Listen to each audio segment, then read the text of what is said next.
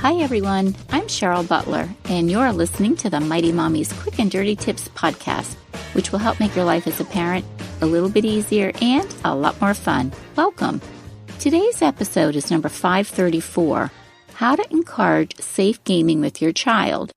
Because with school now out, our kids have a lot more time to play their video games, and it's important for us as parents to keep ourselves in their cyber loop so everyone has fun and stays safe. I'm really excited about this episode because I have a special guest joining me who's an expert when it comes to gaming. And he also happens to be the audio producer of the Mighty Mommy podcast. So we are in for a real treat. You know, the world of gaming is fascinating. Now that summer break has arrived, our kids have a lot more free time on their hands, and they're looking to spend much of it hanging out with their friends. Gaming is a favorite pastime for today's kids. That means it's quite possible that many of your child's friendships were made online, and the time they spend socializing is done virtually while playing video games. Busy parents are looking for ways to keep screen time both safe and balanced, particularly during a longer stretch of unstructured time like the summer vacation. Today's guest can help. Dan Feierabend is an audio producer for Quick and Dirty Tips and produces the Mighty Mommy podcast.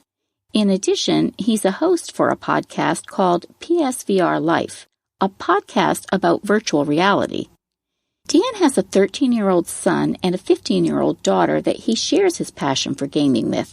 So today, he's going to share ways that you can establish safe gaming protocols for your family. Dan, welcome. Hi, Cheryl. How's it going? Greetings and salutations. Yes, it's nice to be on this side of a podcast with you instead of the opposite end when you're editing and doing everything behind the scenes. It's great to have you. Thank you. Good to be here. Okay, so summer vacation's here, and our kids are thrilled to be out of school and have lots more downtime. And as I said in the introduction, downtime many times equals screen time, and sometimes lots of it. So let's get started by learning about your interest and background with gaming. Can you tell us how you first got involved with gaming and where that has led you today? Yeah, I was practically born a gamer, born in 1975. Once I was old enough to have an Atari 2600 controller in my hand, I did. And every quarter I could find on the ground or scrounge up anywhere else was headed towards a arcade machine.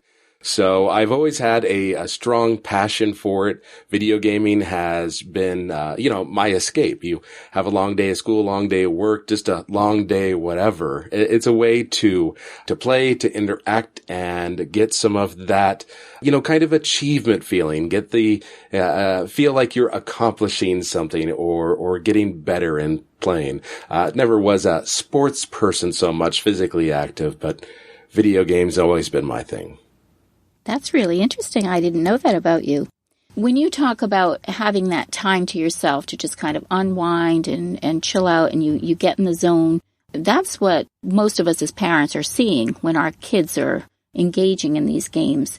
And if we're not sure of what the games are that they're playing and what goes on in these games, because some of them could tend to have a little more violence, that type of thing, let's start by talking about some of the parental control measures for the safety that as parents we can implement so that we can feel better about what our kids are doing on the screen. Oh, sure, absolutely. The three major gaming consoles, the Xbox, PlayStation, and Nintendo, all have parental controls built into them now. And for the foreseeable future in the next iterations, they should as well. The parental controls let you set passwords that won't let you play the video game until they're entered, things that can limit the type of games they can play. For example, if they download a Mortal Kombat game, it will have a rating on there. And if you can set the controls that say this game can't be played with this password and unless you override it. So they have things that are restricted by the ESRB or PEGI ratings if you're listening in the UK. These controls can also restrict purchases, control the amount of time it can be played, screen time. And with the Nintendo, you can even turn it off with a smartphone app. Bring up your phone. They're not listening. hit that button, turn it off. The Nintendo Switch app lets you put like a predetermined amount of time. Okay, I'm going to give you 2 hours for you to go and play some Splatoon 2 or whatever it is they want to. They get a pop-up on the screen that says, your time's almost up or your time's exceeded. And your smartphone app can track that and see if they are, engaging in that activity, turning it off when they're supposed to, give you an alert. And if they're not, you can turn it right off there.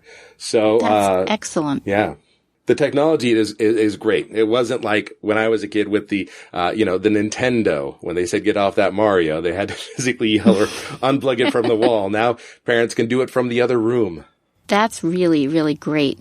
And for those of you listening, if you'd like to get the links that can help you learn more about that, you can go to the Mighty Mommy page, which is quickanddirtytips.com/mighty-mommy, and you can look for episode number 534. And we will have this entire podcast will be outlined so that you can access much of the information in writing. Well, let's move on to cyberbullying, Dan, because with what we just talked about the parental controls, which does offer us a little peace of mind, cyberbullying has really taken on a whole new role where it comes to kids getting bullied. The days of kids just being taunted and teased and even physically abused face-to-face have been taken to new heights online with cyberbullying. So there's a great site, stopbullying.gov, that has a lot of information about cyberbullying. And their definition is that cyberbullying is bullying that takes place over digital devices like cell phones and computers and tablets and iPads. It can also occur through SMS, text, and apps, or, of course, social media forums, or also gaming, where people can view, participate, or share content. So cyberbullying includes posting, or sharing negative and harmful, false, or mean content about someone else. ConnectSafely.com adds that anonymity is more of a factor in cyberbullying than in traditional bullying, because targets may believe that more people are witness to the abuse than actually are, because how do you know if it's anonymous, which can compound the pain. And since online socializing can occur 24/7 at home or weekends or vacation, you can't have any safe haven from the hurt. So let's talk about your experience with cyberbullying and what do you do with your children to help them stay on top of this? Or I don't know if either of them have ever had a situation like this, or you've come across it with any of your friends or people in the gaming industry that you connect with. What would you tell our listeners? Oh, sure. Interactions with other people online is, most often positive and cordial. Everybody's there for the same reason. They want to compete and have fun. Just like, any schoolyard games, playing hoops outside, some flag football. There's always winners and losers, and it's challenging not to have an emotional response either way. Sometimes video games are frustrating, outbursts are normal, but engaging in toxic behavior is not, And it goes both ways. I think most people, when they think about cyberbullying, is they always perceive their child to be the victim. And what's important is to listen in and see how your kids are interacting and make sure they're not the ones that are engaging in it. They may not think they are. They may think that, what they're doing is simple trash talk. Or they think they may be venting their frustrations if their team isn't doing well. But you have to make sure and explain to them that these are real people on the other end that can have their feelings hurt, that can have a negative response as well. I've had to have that conversation with my son. I listened to him while he was playing a game, and he was being very bossy and very difficult, giving them, the team a hard time. And I had to stop, set him aside and say, hey, what you're doing is not an acceptable form of behavior.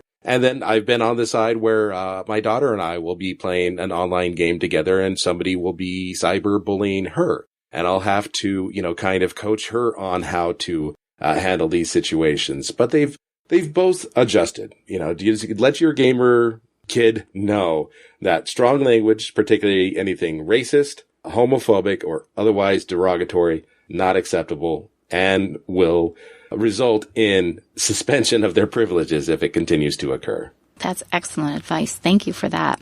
Well, the next point that I was hoping we could talk about now that we're kind of transitioning right into many of these topics that connect, safely communicating with strangers. Cyberbullying is not the only worry when it comes to online gaming. It's every parent's nightmare that some of the people their child interacts with online may not be who they say they are. And I can relate to that. That was one of my biggest concerns. There is some great material online that I'd like to reference before we talk about some tips with you. Cyber Safe Kids, Cyber Savvy Teens, Helping Young People Learn to Use the Internet Safely and Responsibly by Nancy Willard is a wonderful resource for parents. And I have the link to this on the episode, which again is Mighty Mommy episode number 534. And you can click that link and get that information because there's a lot of good content there.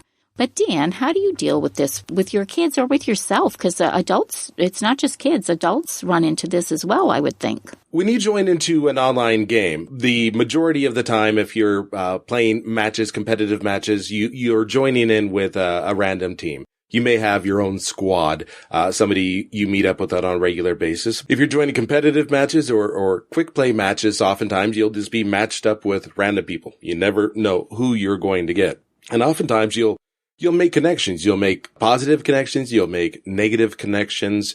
You'll meet kids. You'll meet people from other countries. You'll meet, you never know who it's going to be. Like I said previously, it's almost always a positive experience, but there is, need for caution.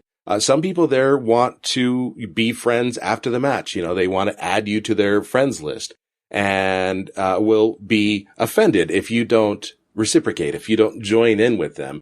But it's absolutely okay to not, friend somebody after a match. And I think it's important a lot of times just to communicate to kids the perils of having longer term friendships with adults online. Adults, they have money, they have resources. If they find somebody that they want to, maybe, I don't want to use the word prey on, but, somebody that the kid that they want to make a deeper connection with, they have resources to do that with. They may ask for your phone number, your email address, your physical address. And these are, basic things to tell your kids to be aware of. But it can go even deeper in that. They can want to give you rewards. They can give you like game codes for add-ons to the game or loot boxes. They can even go so far as like, hey, give me your email address. I have this cash card that I got. This gift card that I got that I don't need, I'll give it to you. I just want to reward you. And these are the kind of things that build up trust. After, one or two rewards or prizes, that's when the kid feels, hey, I can trust this person. It's okay. They give me stuff. They even seek out these adults there. And there are situations where that can definitely go south. Just communicate to the kids that this is not a positive relationship. You don't want your kids having relationships with them. And this is how they work. Never under any circumstance, accept rewards from somebody, or even accept a friend request from an adult without having a adult approve of that kind of thing. That was what I was just going to ask you. Do you ask your kids to share that with you so that you can get involved? And if it was something that was not legitimate, then you would be able to guide them from there. Sure. The interactions that I've kind of eavesdropped on my kids, it's almost always, groups of their peers and friends. My daughter ends up on chat things like Discord, which is a way for gamers, kids to socialize while playing video games or find other people to play video games with. And I've heard her have conversations that, in the terms of, oh, I wish you lived closer. And I have to I had to explain to her afterwards, don't try and pull these relationships into places they don't go. Particularly if somebody else has the same kind of thing. You don't want necessarily to meet these people. These are strangers, as it were. And to learn how to keep those boundaries of people they meet online. Wow, that is great stuff, Dan. Thank you. Well, going right into our next topic, when you had mentioned earlier in the episode that sometimes screen time can just be hours upon hours upon hours, mm-hmm. and that's a concern not just with gaming, but, on kids texting and just always on their social media platforms, sure. on their phones or on their computers. So Quick and Dirty Tips host, the Everyday Einstein, just recently did a podcast called Is Screen Time Good for Kids? And in that episode, she has a detailed list recommended by the American Academy of Pediatrics for what they recommend for how much screen time is appropriate for your kids and how it would fit into your family's needs. So that might be one of the keys, your family's needs. So let's go from there and talk about, do you have some guidelines for how much time you let your kids do their gaming? Do you have any for yourself? Mm-hmm. Sure. So like we were talking about earlier, when it comes down to screen time, you can control that. All of these devices you can control. Not all parents are going to be tech savvy enough to do that themselves. So a lot of times it's just good to set ground rules.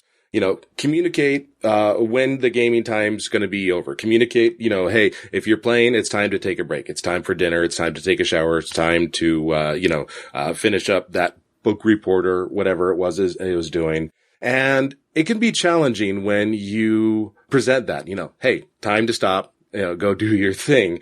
Especially when they're like, no, just one more. Just let me finish this up. Let me do my thing. I think it's important to, if you are permitting your kids to play these games online, competitive games, other kind of things, it can be difficult to leave in the middle of a match, middle of a game. It could be, their team may lose because they won't have somebody to fill in. Your child may be, temporarily suspended from being able to play again.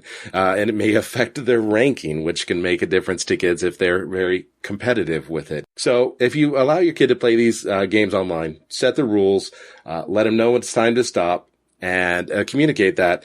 If you tell them it's time to stop right away, even if it does impact it, that they will be compliant. But if you can hold out, just let them finish their thing. Let them complete what's going on. And, usually it doesn't take more than 10 minutes to let them finish up. And it will be a more positive experience in the end than if you invoke that emotional response of stop right now. I'm turning this off. You're grounded or things like that. Have a communication with that afterwards. An example for me, there was a time when my daughter was playing some Overwatch on the PlayStation and it was dinner time. She started a match, that was almost right before dinner was there. She was 5 minutes in, dinner was being served. It's time to eat dinner. She's like, can I please finish this match? It's important. And I'm like, fine, go ahead. And we had our dinner. My son, my wife and I sat down, ate dinner. Well, her dinner sat there and got cold. She finished up her match, came down, and she was remorseful. She's like, I should have just quit the game and ate my dinner warm. And, now she's more aware in the future to not do that. She's like, hey, is dinner going to be soon? Yes. Okay, then I won't start a game. So it's all about communication. It's all about really making sure that you have those clear lines and that, your kids playing online is not a combative situation. Get off that machine. Come eat, do those kind of things. If you're going to do it, have that little bit of the contract with you and your kid that, they'll comply and you'll be understanding. Pick your battles. Absolutely. Dan, thanks so much for joining me today. Gaming really is interesting, and I think the Mighty Mommy listeners, as well as myself, have learned a lot today just from chatting with you and your expertise and your tips, especially because you have teenage kids that are gamers as well. So that really speaks volumes, and thank you so much. Thank you, Cheryl. Have a great day. How do you encourage safe gaming in your home? Please share your thoughts in the comments section at quickanddirtytips.com/mighty-mommy, or you can post your ideas on the Mighty Mommy Facebook page. And you can also reach me by email at mommy@quickanddirtytips.com.